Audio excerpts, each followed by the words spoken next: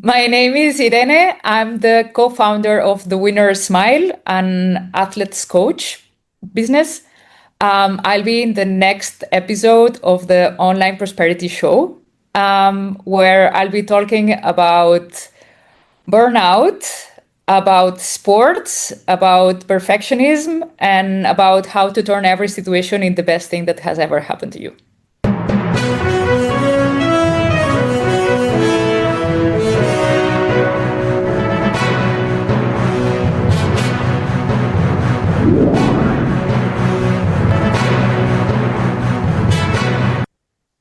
Welcome to yet another exciting episode of the Online Prosperity Show. I'm your host, Prosper Taruvinga, and boy, I'm really excited for what we're about to talk about today. Now, I want to ask you something if you're watching this at this present moment.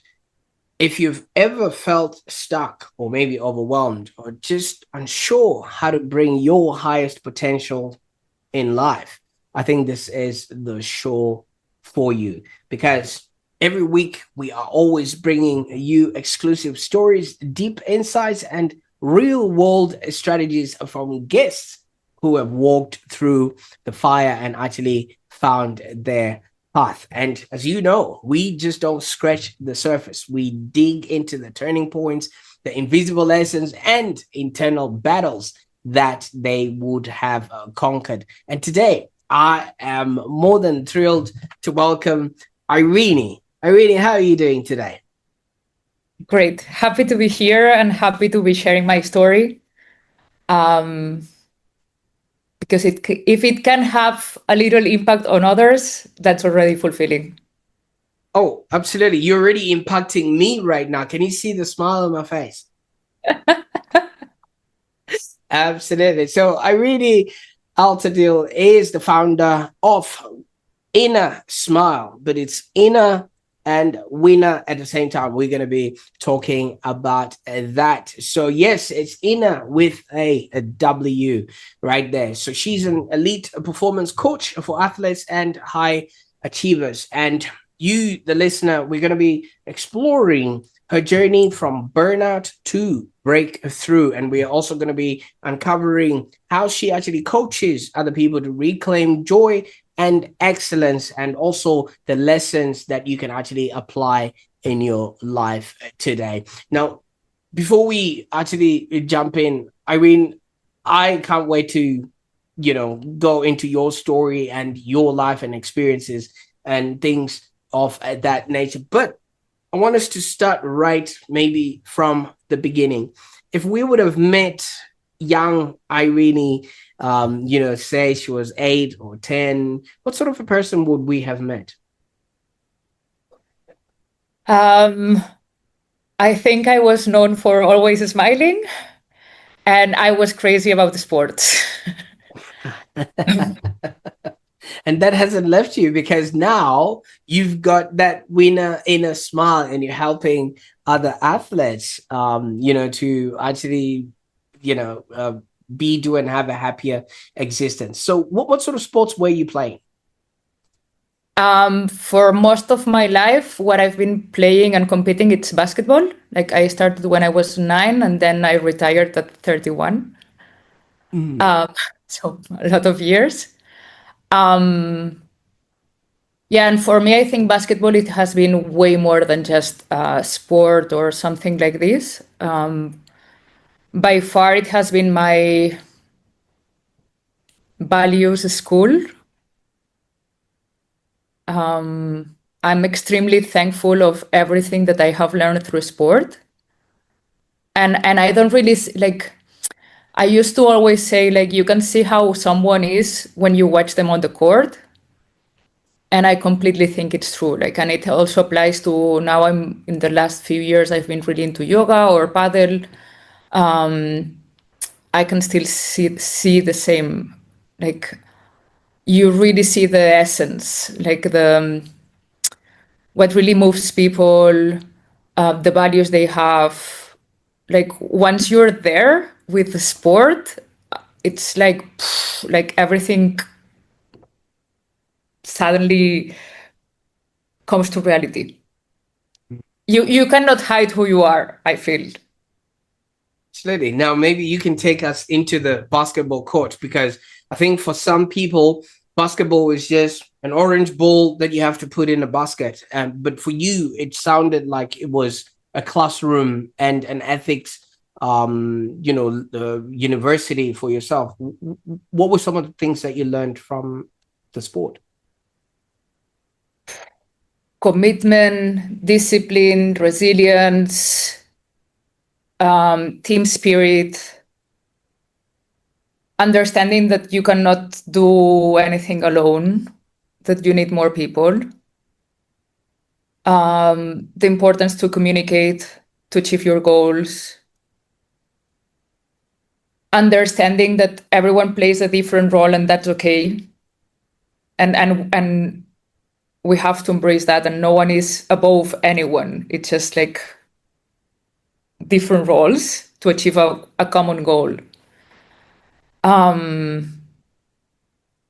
Humility, wanting to be better every day, but not only for yourself, but for something higher or bigger.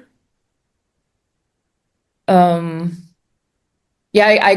think that while I was a kid, I was not aware of all those things that I was learning.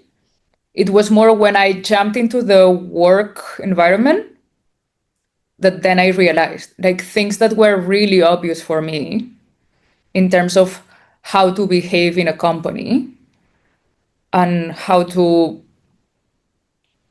give the best of me and achieve the best of the whole team. I could very much see how much influence I was having from basketball.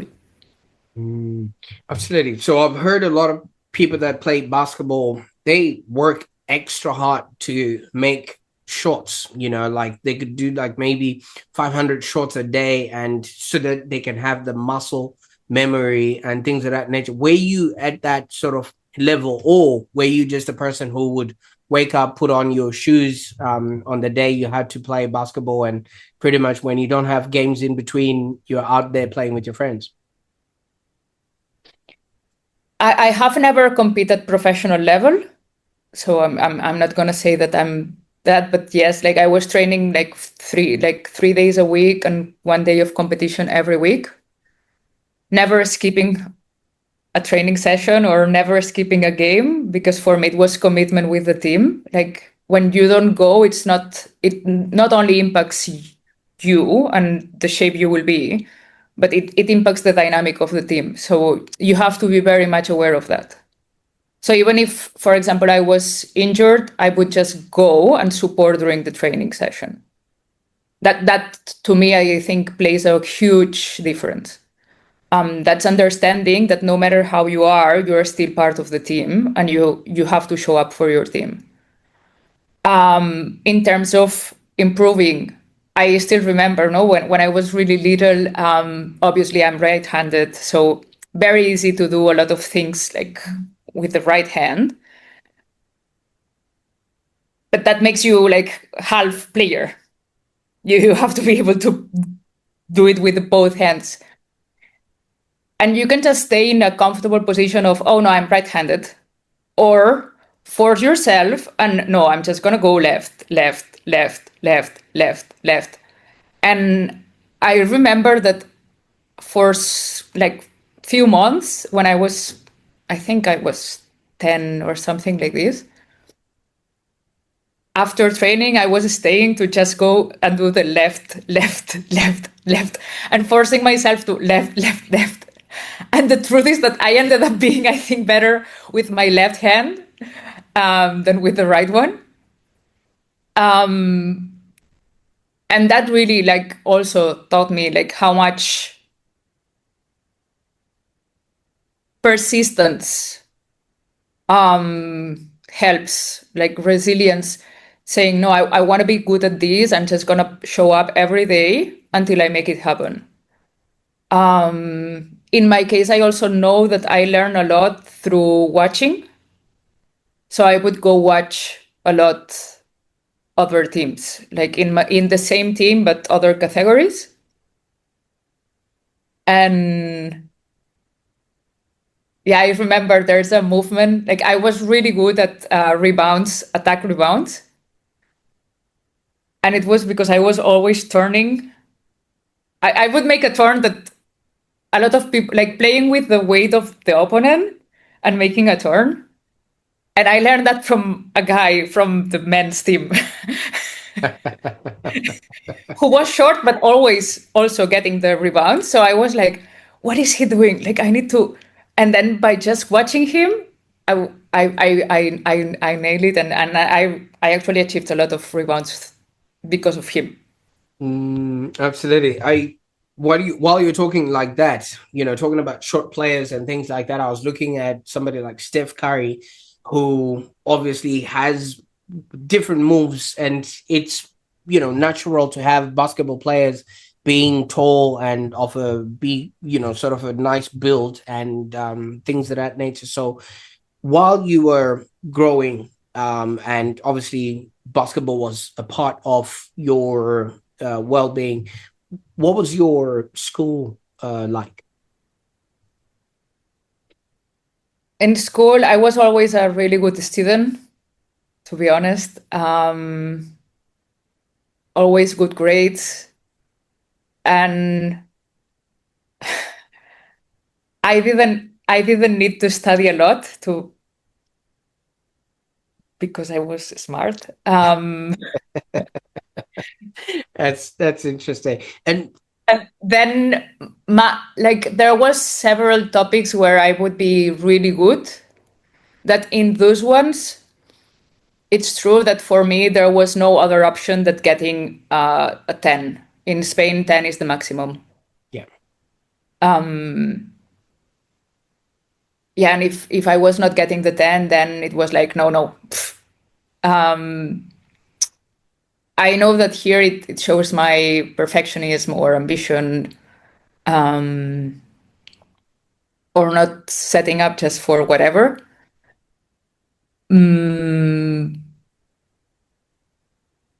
Yeah, I could see that. But I also know that I was a little bit privileged in that sense. And sometimes I wonder if I had teachers and parents who even ask more from me, where I would get. Because I think that because I was always getting good grades, no one was really pushing me to go further. So it was a comfortable place. I don't know. I will die not knowing, but it's it's something that I have always wondered because it's yeah, that would be my taken from high school. Like most of the time, teachers are focused on people who are not getting enough grades, and then people who are already good enough, or they don't push them to perform better even if they know that they have room for improvement.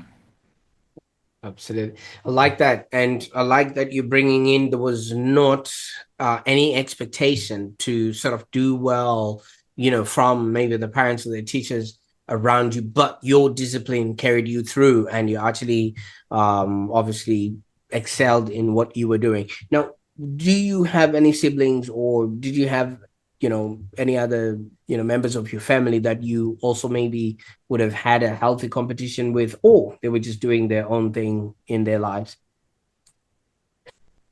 I have a younger brother. He's also really smart. He's not into sports. What that created an unbalanced situation at home, I would say, because I was the girl, but I was the one into sports, and he was the boy, and he was not into sports. Um, but we have always had a very healthy relationship, and we get along super well. Like we are friends on top of being just brother and sister. So I consider myself extremely lucky with that. And I haven't never felt that feeling of competition, or maybe competition for my mom's love. That's probably true. But Oh, that happens with a lot of siblings, and growing up. Now, obviously, while you were growing up, where did PR or communications come from? Was there somebody around you that sort of inspired you to want to get onto that career path, or was it just something that happened because your grades were good and that was the next progression for you? I think that there's three things come to me. I think I love humans. Like I don't know, I'm extremely amazed by humans since I was born. Like my mom says that it's not even normal, like how I just observe humans and don't judge whatever they. I love humans. So for me, working with people and being in touch with a lot of people and getting to know a lot of people, I think it was a no-brainer. Like I knew I needed that. Actually, I was really good at maths, physics, technology, but I didn't want to go through that path because I felt that I was not going to have this human connection that I very much need constantly. And the same for creativity. I think creativity for me, it's what makes me feel alive. Like in everything I do, like I need it through maybe art, through writing, but cooking and in everyday life. Like I need that stimulation. Um, and then also there's a friend of my mom that she has always played kind of a role as my aunt. I think, well, I know that since I was very little, I admire her a lot. And she used to work in marketing. So I think that there's some influence in that too. Absolutely. And you did mention art. There's a lot of art pieces behind you. Any of those your works of art? No, those no. Those are all like 20th century Catalan artists, because that used to be the art collection of my great grandfather, who was very much someone who was promoting Catalan artists or some Spanish artists, but mostly Catalan artists of the century that he was living in. Absolutely. So now we've established, your love for art obviously is inherited from your great grandfather, like you say, but then the aspirations of work are coming from, your mom's friend who was in the marketing space, and all of those now really showcase your, what you then went on to do. For 15 years, you were in PR and communications. It was obviously high pressure, high visibility, right exactly where you want to be amongst people. Tell us what a typical day in your life would entail. Oof. It depends on the different moments in the 15 years. But I would always say, like, early morning was to catch up, to read news, to reflect, because then obviously, like, at least then after 10 a.m., it's when you can start reaching out people. And then it would be a lot of talking with people, talking with people, talking with people.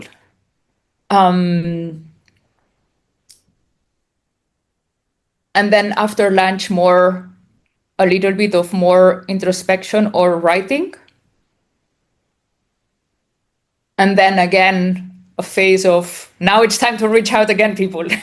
Reach out, people, reach out, people, reach out, people. So I think that would be the structure in the different positions I've been holding. More inward, outward, inward, outward. But yes, I remember always a lot of talking with a lot of people. Like when you're in PR, maybe in a day you can reach easily 80 people in one day. That's a lot. And more in the early days because you're working as a trainee and you're the one talking with journalists. And that's a lot. Like I remember once that my boss came, we need, like, he was really structured, a guy from the UK, but Indian origins, like, okay, we have to achieve all these today. And that's like 5 minutes per call. If you have all these hours, you can do all these things in one day. We were like this, like, really? um, but it was true. Um, and it's a lot of exposure because you get a lot of rejections too. That's something that I was talking with a friend this week, like how I think that PR helped me a lot on dealing with rejection.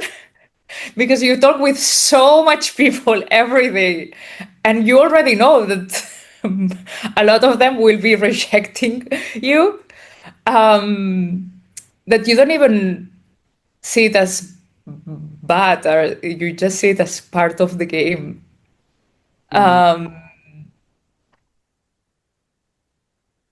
So yeah, but I remember that in my early days, that sometimes on Friday afternoon I was just taking the afternoon for myself because I cannot talk with anyone. Like, I've been talking with so much people for so long that right now I need to just, so I would just walk around Barcelona alone because I needed to unwind and get inputs. Like, the beauty of Barcelona, it's just perfect in my opinion to recharge. Like, I didn't want to isolate and go to home or something like this. No, I wanted movement, but not having the need to connect and talk, because I was extremely exhausted from doing it for so many hours during the week. I can imagine. And back in the time, you would probably be having the phone in your ear like this, and maybe it wouldn't be comfortable. But also, there's something that usually happens, where you're not sort of playing a game when you're walking past people and then you'd be like, wait a minute, this could be the person that actually rejected me. Or this looks like or sounds like a person that could have rejected me. Because when you're just speaking on the phone, you have no idea what the other person looks like on the other end. But it could be just something that you could do for fun.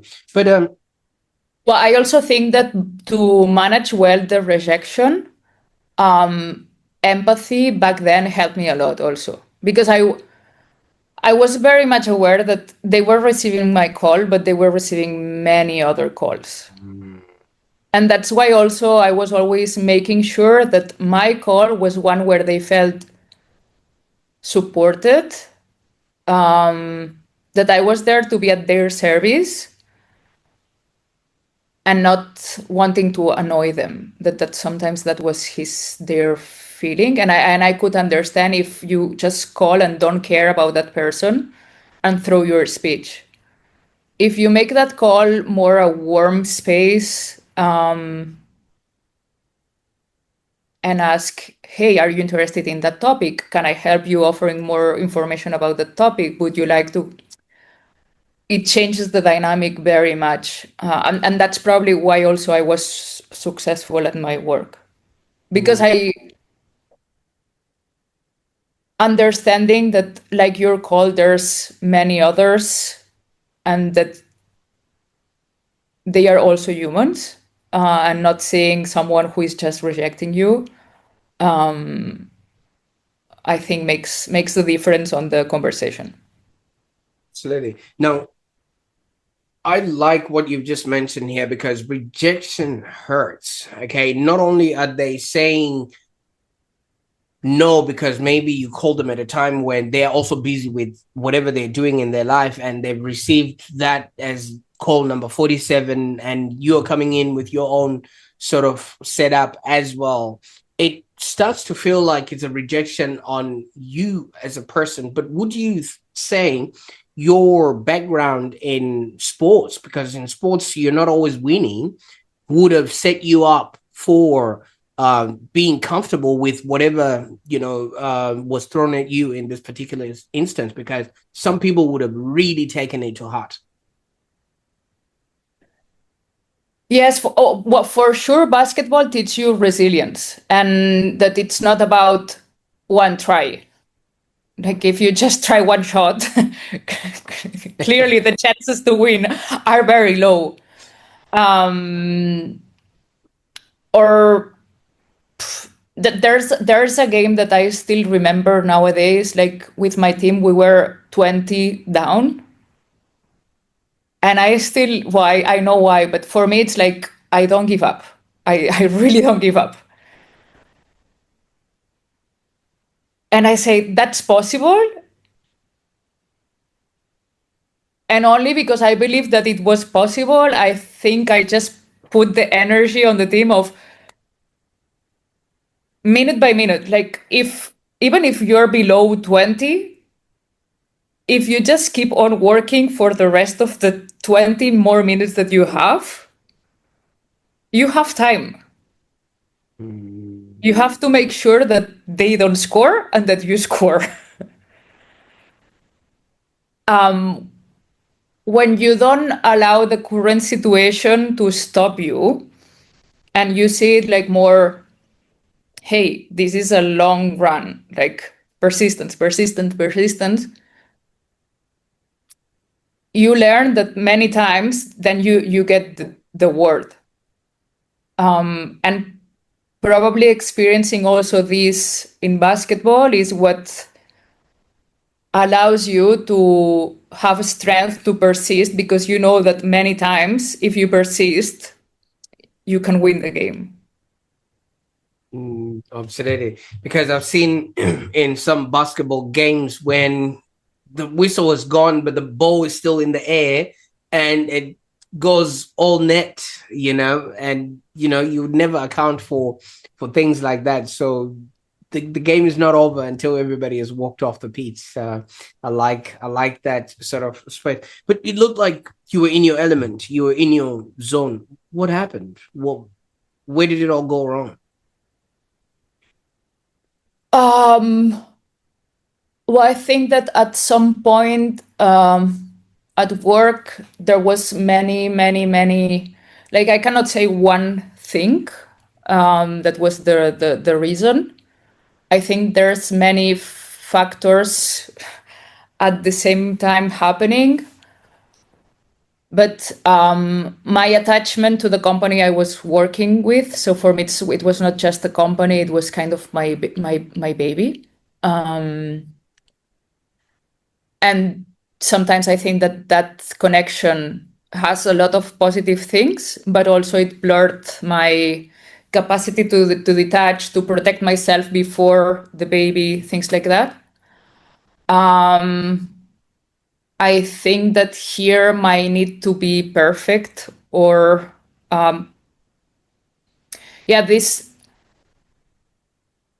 there's a part of that is very beautiful of being willing to be better every day. I think I like that part of me, but when taken to the extreme, it's very dangerous. And I think in that moment it was like I wanted to be the perfect boss, the perfect everything. I remember this feeling of I want to be the perfect everything, and that's impossible. Like you have to accept that you're not perfect, and that's fine, and that's enough. And in that moment, it's what, like I still remember HR telling me like, Irene, you're lacking of energy and you're there for all your teammates. Like, stop, reduce, and no, like I want to offer them the best. Like I know that if in that moment maybe with some of the people in my team, I decided to put a boundary and not be caring that much for them and protect more my energy because I was running out of and running empty, maybe it would have changed. That's another thing. Like when they tell you this part of on a flight, no, please make sure that first you put your mask on before helping others. I very much learned the lesson. And I think I was helping a lot of people while I was not getting enough oxygen for myself. Anthropologically, it's completely normal and more in women because we have always been taught to be at the service of others and take care of others.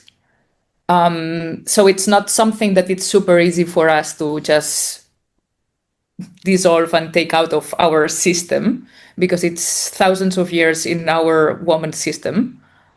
But at least now I know that I'm aware of. So I can manage that. Like now when I see that suddenly I don't have that much battery, I say, okay, like, do I want to still be caring for all these people or I need to reduce a little bit? And it's not that you stop caring for that people. You still care so much for that people, but because you want to be able to give the maximum, you focus on yourself. And then go back. Right. And thank you so much for taking us through that. And you've actually mentioned at some point that your brain collapsed in all of this. That sounds intense.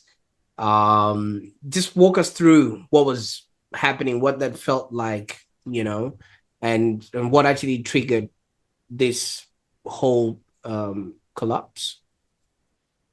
Well, I think as far as I'm aware and I have memory, like it's not something that happens like one day to the other one. Like I was taking a lot of new challenges at work, and as I mentioned, I wanted to be the best one, and do it well and perfect.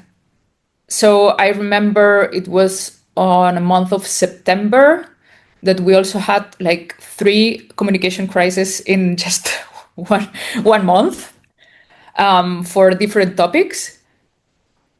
And don't get me wrong, I love these moments. It's action, it's intensity. Like I thrilled and I was extremely good at those ones, like really good. And I had fun, like because it was emotion, but it drains a lot of energy. So I think that month already like took me down very much. I remember my mom telling me, Irene, I think you need a break. I think, why don't we go on a holiday? Or so I was starting to. Then you start running empty. And because you run empty, in my case, I was going to the gym and not having energy to work out. But for me, working out, or sports are kind of mandatory. That's another thing I have learned, like non-negotiable.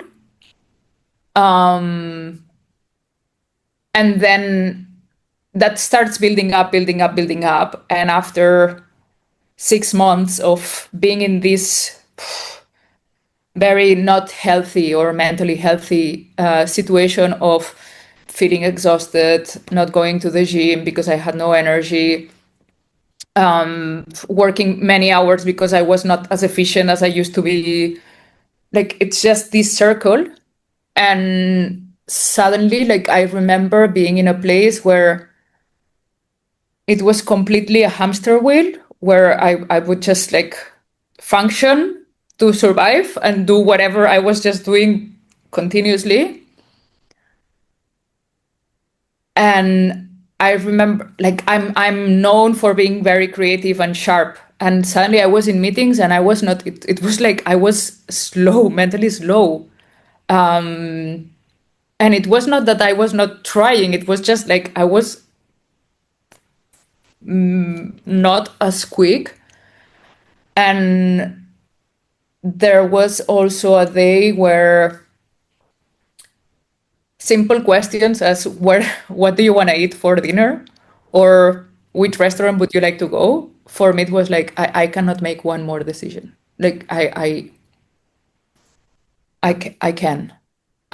It's really like, you really can. Like I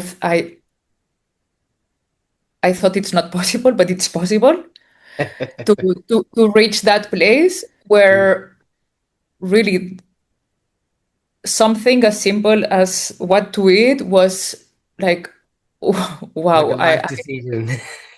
I cannot. Please, someone order for me. Whatever is fine. Mm. Um, that's the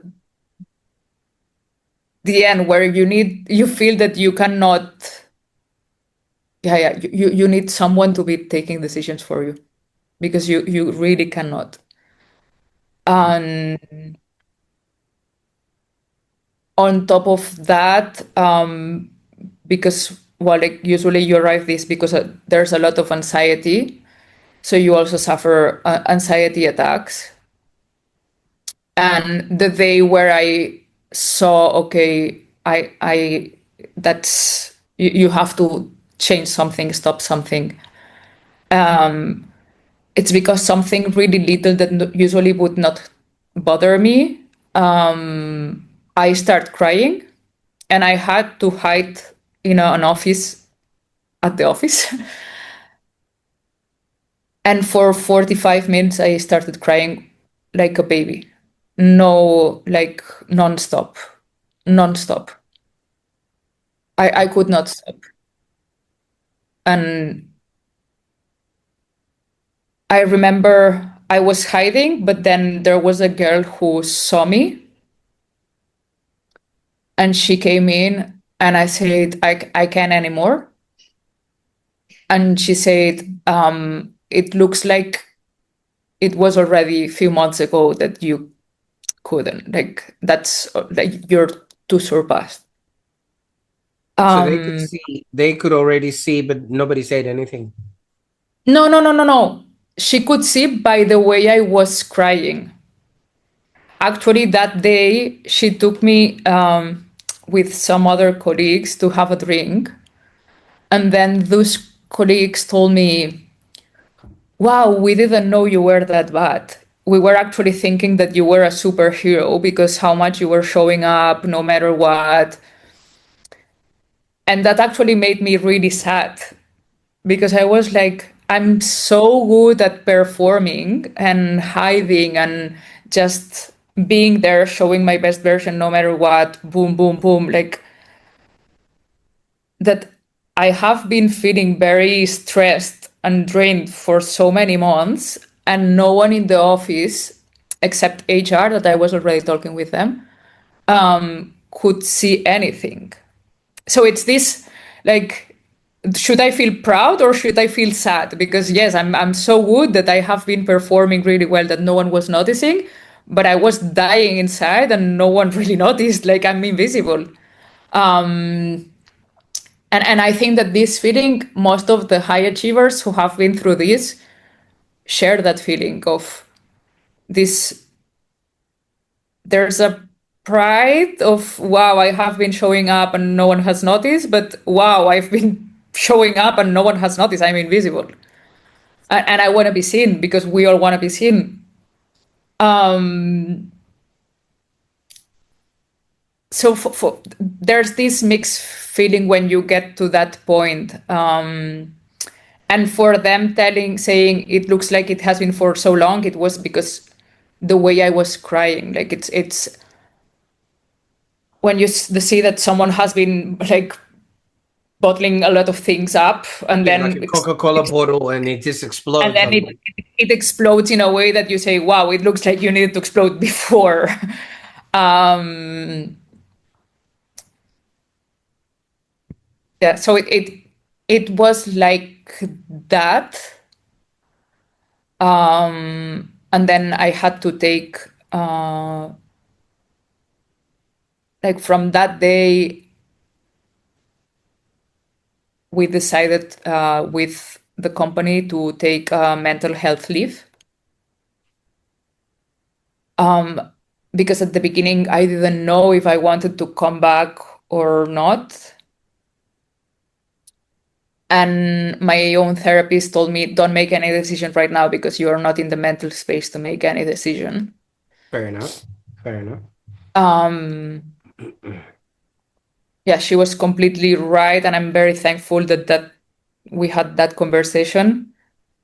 And this helps me now to, when I see someone in that position, to hold space and say, hey, don't make any decision right now, that because your mental space is in survival. Like, it's not you really who is I making the mean, decision. you couldn't make decisions for dinner or what to wear now. You couldn't be making decisions about the rest of your life, So I understand that. And yeah, then there was 2 months where I just basically was taking care of myself. Like, I was just taking care of myself. Main Mm. duty, taking care of myself. Fantastic. Now, mom said you needed a holiday. Was that part of taking care of yourself as well? Well, I remember that the first week of that period, my brother, that I have told you that we get along really well, he took me on a trip to Lanzarote. Um, because it's this, like, you need to unwind, because but at the same time you cannot be making decisions, so you cannot really travel alone because Mm. that traveling requires a lot of decisions. A lot. Where to stay, Um, what to eat, how to go, and yeah. so in that I was, well, I always say, like, I think my brother in a way saved my life during this period. He was an amazing anchor during this period of recovery. But yes, the first week he took me to Lanzarote, just to be close to the ocean. That it helps a lot to recover, to see other landscape, to change the scenario, to detox a little bit. And he was just holding space for me. We didn't talk much because I was exhausted. Like, it was, but traveling around, getting some sunlight, nature, all those little things help a lot. And I even remember that when I got back, I met with some teammates. She was part of my team, and she came to me and said, "Wow, you look really pretty." And I was, Shani, I'm actually quite pretty. It's just that you have seen my face during these last 6 months that have been quite intense and very, like, you really feel gray, I think. It's like your skin don't shine. You're just gray because you're gray inside in a way. So you it lack shows that that. you lack that inner smile, right? It's not there, and people can tell, and would obviously would not maybe mention that. Exactly. And then it's shown, even if you don't see it, and it's actually, you look in a way the same, but you're not really the same. Mm. So in your work, you actually describe your burnout as the best thing that ever happened to you, and I think that's a bold claim. How did your internal sort of landscape shift pretty much after that, and why would you say that this was the best thing that ever happened to you? Because that pushed me really, really to look inward. Like, I was already into yoga, and I have always asked a lot of questions, and to myself and inside. But when you're in that level of anxiety, like, you really have to be in every moment asking yourself, is this helping me or is this draining me? Because your life, your survival is at risk. So every little thing is like, is this helping me or is this not helping me? So the process of self-awareness during this period was huge. Like nothing comparable. Like it, when you're pushed into this limit situation, you get to know yourself at levels that you wouldn't have in any other situation. And also because of how I am, that I like to understand why things happen. I took this period also to ask a lot of questions, investigate, like from a chemical perspective, from a like more the nervous system, how it works, why these things happen, how the mind works, etc., etc., etc. So it took me to a new level of understanding of life and myself, that I wouldn't without that moment. Mm. And I knew that I had to go through that for something higher. I remember myself telling myself, okay, all this pain has to be for a higher reason that right now I cannot see. That was a sentence I would repeat to myself a lot because it's really painful to be there. Like I have this mix of, I would love everyone to experience what you get from that without the pain of that.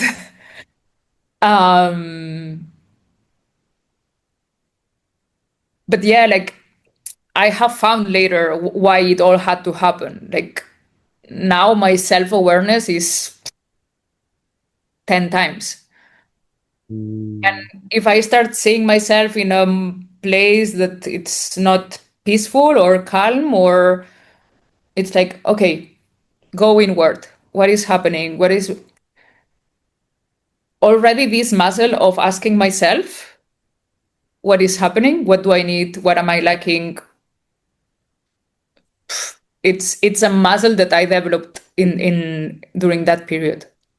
Mm. And this allows me nowadays to have in my opinion, a very balanced, calm place in life. Oh, absolutely. A lot of people crave this sort of peace, but you have to go through something in order for you to then discover your own internal well-being. And I quite like what you're saying because, as you say, this burnout happened for you, and it's now given you a new realization of your own self. Now, tell us what it is that you're doing now. Are you still just taking care of yourself and breathing and well, how are you keeping yourself busy these days? Um, well, after the burnout, I decided that it was because for so long I was already thinking of that, of taking a sabbatical year. And I took it and I spent 1 year studying the things that I love, but I was always like, no, I don't have time. I don't have time. Then I had time. Then I was also traveling around Asia. I spent a lot of months in India also because I was studying a lot of yoga and Ayurveda. And then 2 years ago, I came back here to Barcelona. And since then, I'm working on my coaching business. Um, and I actually think that one of the reasons, like I have said that since the very beginning, since I was little, I'm passionate about humans. I just love you all, us all, and how we are all crazy, in a positive way. And we all have many stories behind who we are and why we are the way we are. And in this trip, I remember specifically there was a moment where a woman explained me a story about her, and her friend told me, "Wow, she never explains that. It's so weird that." And she was, yeah, but I don't know. She listens really well. Like, and it's true that it has always happened that to me, that people open really quickly with me. And I think it's only because I have this love for humans that they feel that I'm really interested in their story. So they feel comfortable sharing it. So I thought that that was actually my superpower that I had to put at the service of society. And that's what I'm doing. Like, I've been always into bringing awareness to the world. I think before it was through PR. Because I used to work a lot in projects that beyond selling a company, it was a mission on Earth and a change on Earth that they wanted. And now I think it's more about these humans. Like, they want to have a change, they want to have an impact. And it's by bringing awareness into themselves that they will achieve that. So this process of awareness, listening, and humans, it's what I'm doing right now, or I've been doing for the last 2 years. I'm still also taking very much care of myself, and that's probably, I would say, probably not. It's priority one, because if not, I have learned that you cannot be doing your service. And then priority two, like bringing all this knowledge that and awareness that I have developed to accompany others to get that awareness Oh, and well shine. said.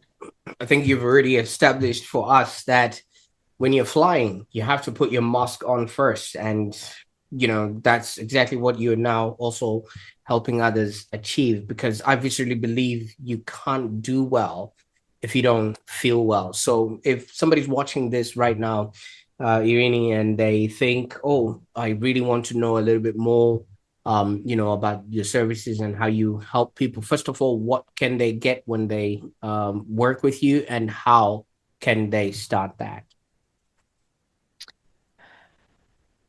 I think most importantly, it sounds a little bit crazy because it shouldn't be that way, but it is. First of all, what they would get, it's a space for themselves, just for themselves. I'll just be there holding space for themselves. And in a way, they will have a conversation with me, but it's not really with me, it's with themselves. Because my goal is that they get to know themselves better, because there's no other person on earth who knows better what's best for yourself than yourself. So I'm not going to tell anyone what to do. That would be, in my opinion, be a terrible coach. But I know that I'm extremely good at accompanying you to know what's best for yourself.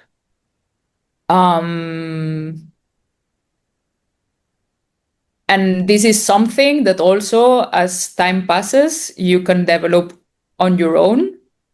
But that at the beginning, having a coach, a mentor, a therapist, it helps a lot.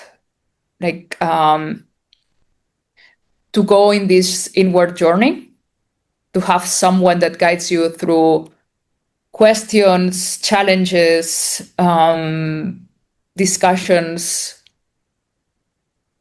with love. Sometimes we just need a hug, and understand that it's okay to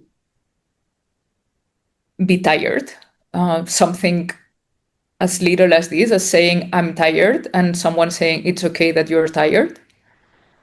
This hug also is very healing. So yeah, I think that that's what they would get with me. Or I like very much, my ex-boyfriend used to say that we get along really well.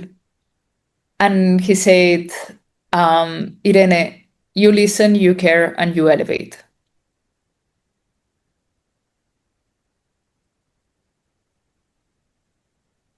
And in the world that we live today, not a lot of people do that. We think we're connected on our phones, we think we're connected on our social media, but we're actually very disconnected from everyone. And I think when you show up in somebody else's space, you create that pattern break which they are longing for. So if somebody is feeling a bit disconnected and they want somebody who listens and somebody that can hold that space for them, where can they go on the internet to find you, Irene? Probably the best way right now it's LinkedIn. I'll put that link in the show notes here so that people can, get started with you and get on to that journey. Now, Irene, you painted a picture of a high achieving PR consultant who was at the top of their game. You were going through what you would have liked at that particular moment, but obviously something was missing and you found that, and that very thing was always inside of you. If somebody shows up to you right now and they're obviously high achieving in their career, everything is ticking the boxes, everything looks like it's humming, they still feel empty inside, and they, like you said, have a gray face, what would you tell them to have a comment from somebody that, hey, you look beautiful today?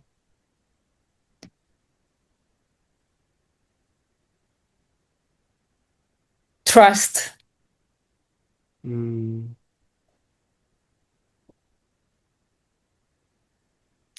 That it all comes for a reason, and that everything comes for your higher good.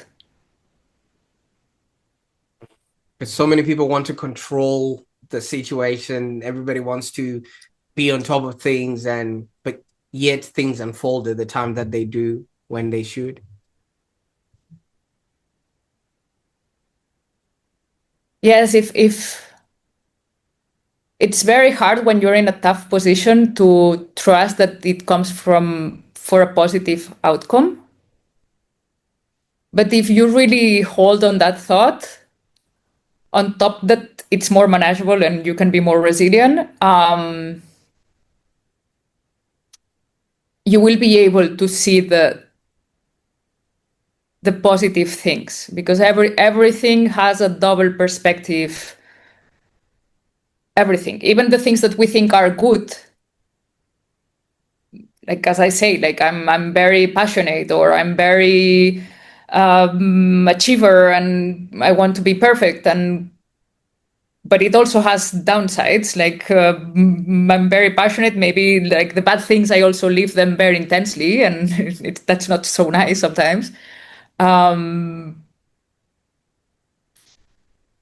Yeah, it's understanding that it's all dual. So trust that this also has a positive face, even if you cannot see it right now.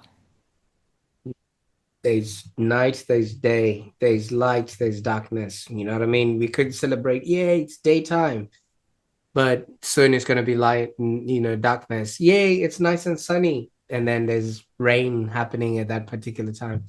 I really appreciate that insight because, and one thing that I actually learned from all of this, Irene, is I feel like you're saying whatever it is that you're going through, be very present in your go through and pay attention, because one day you'll have a good story to tell, not only on the Online Prosperity Show, but it will be the thing that actually defines your journey. And I think that's a really good lesson for anyone to take from that. Thank you. Absolutely. Now that you've brought us into your world and we are all excited, what's next? What are you working on that we can be excited about, that we'll be on the lookout and maybe help you celebrate and things of that nature? Well, like as I have mentioned, I'm passionate about sports, so I have decided to focus on coaching athletes. Also, is a profession that a lot of people feel very lonely there. So it's very much needed, and it's also and for me, obviously, because I love sports, it's very fulfilling. So I'm very much focused on that. And that's where I'm hoping to build my future career, or at least for the upcoming years.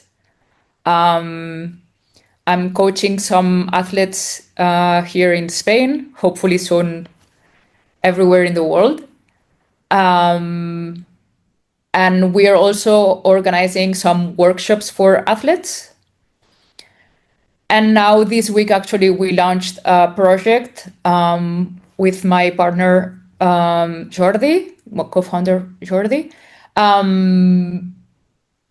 because beyond our coaching and our workshops, we want to create that community of athletes where we call it the inner gym,